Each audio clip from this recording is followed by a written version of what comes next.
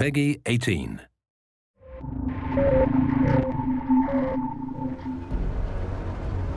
Outriders is massive, both in terms of game length and the numbers of hours you'll be able to pour into it, and the physical distance you'll traverse over the course of the story.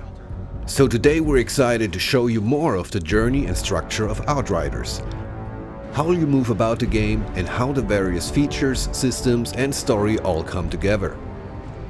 In last month's broadcast, we explored the first city, the area of Enoch first settled by the refugees of Earth. Everything from this section of the game unfolded here, in this area of the map. The first city sits within a larger area of colonized Enoch, which you can see here. Here, humans have made a life, as best as they can, and built cities, strongholds, factories, and mines as they try to survive. This is where the Outriders are first reawoken from cryosleep, and where your first hours in the game are spent. Humanity has always struggled to leave this place, with the raging anomaly storms and monsters preventing further colonization of the planet, pushing society back to the Dark Ages. As you will see though, there's a whole lot more to Enoch. As an Outrider, you're one of the few powerful enough to leave humanity's broken settlements and journey out across this hostile planet. But what does that mean in actuality?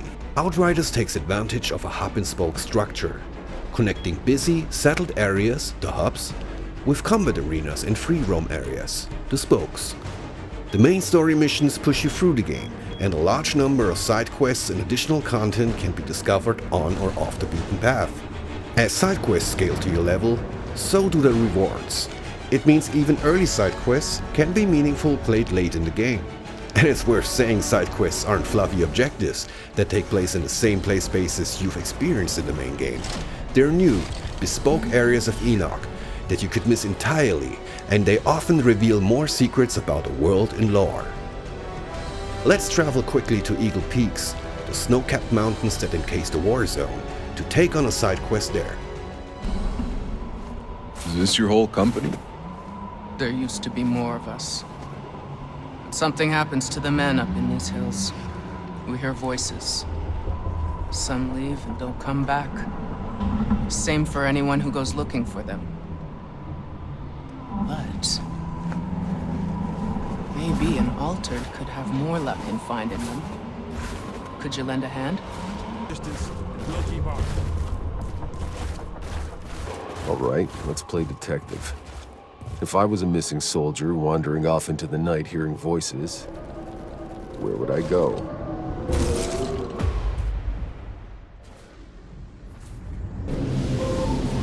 Come on! Oh, come on! Don't do this! I just came looking for my friend! He belongs here now! We all do! Today, the storm welcomes an apostate into its loving embrace! So it seems the last remaining survivor of our missing soldiers was just sacrificed to the anomaly? We need to have some words with this deadly cult and its leader. ECA! Overload!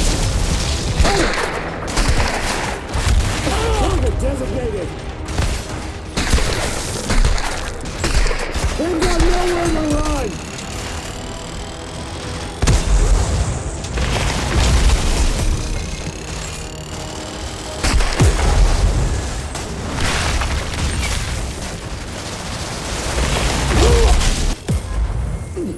Another notch in my gun!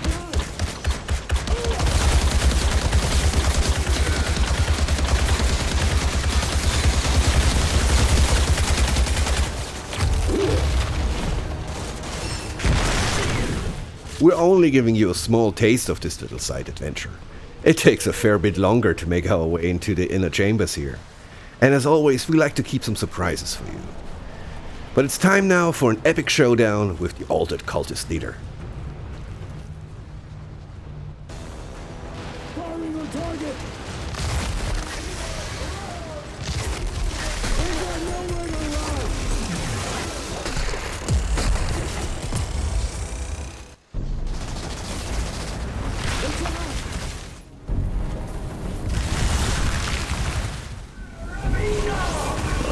Seems you had yourself a little cult brewing up here. I don't know, this place seems to make people flip their fucking lids. Yeah, nice. By completing the side quest, we can now choose a sweet piece of new gear as a reward. With that sorted, let's talk a little bit more about hubs. In hubs, your weapons are holstered for a time, and you can soak in a bit of life on Enoch. Here you can visit vendors to sell scrap and purchase gear, frequent bars to gather gossip and bounties, Call it the liver spinner. and pick up side quests from one of Enoch's many eccentric denizens. What exactly is your business? Certain mercenary services? It's hard to show this without spoilers, but as you progress through the game, the world state and NPC dialogue is affected by pivotal moments from the story, and new side quests unlock, some of which are hidden in earlier hubs and play spaces, further rewarding exploration. Combat feats also come with achievements. Complete a collector's quest like a bounty or monster hunt, and NPCs will recognize and reward your triumphs. In bringing to life a new sci-fi universe, we are adamant that these settled areas feel dynamic and alive.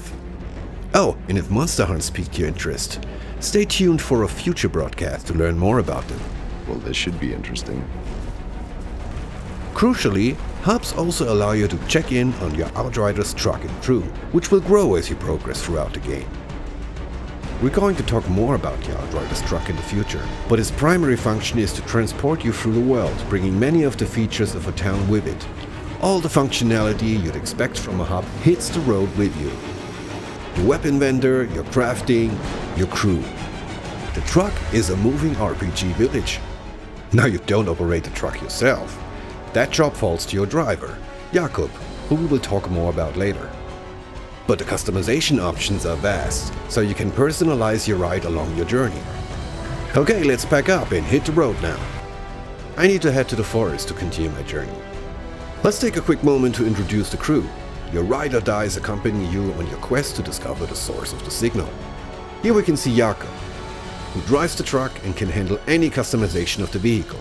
Jakob was with your Outrider during the first arrival on Enoch 30 years prior. A bright-eyed youth with an exciting life ahead of him on a new planet. Time has not been kind to poor Jakob. Here's Sahidi, who we met in the last broadcast.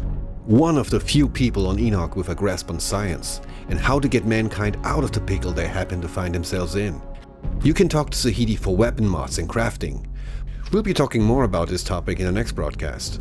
Finally, at least for the moment, there's Bailey, who has been appointed to your team by Corrigan, the Grand Marshal of Trenchtown, who's allowed your travel through the various sectors of the settlement.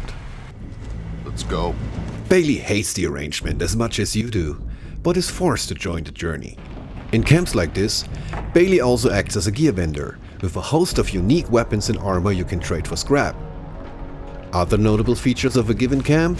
Your stash, where you can store and withdraw equipment that you might not be able to hold on your person. The stash also allows you to move gear freely between your roster of player-built characters. Next to the hammock here, you'll always be able to change and customize the look of your Outrider. And of course the matchmaking terminal, which is hopefully self-explanatory. Before I'm leaving you for this month's broadcast, I'm going to take you beyond the safe confines of the Forest Enclave. It's a beautiful night, so let's head out there and explore. Hey, you remember my tunes I used to play? Like it was yesterday. I can still remember some of them.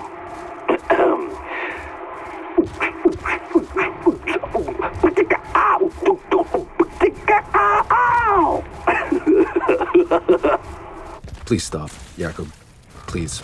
I'm serious. Yeah, Jakob, I'm disconnecting.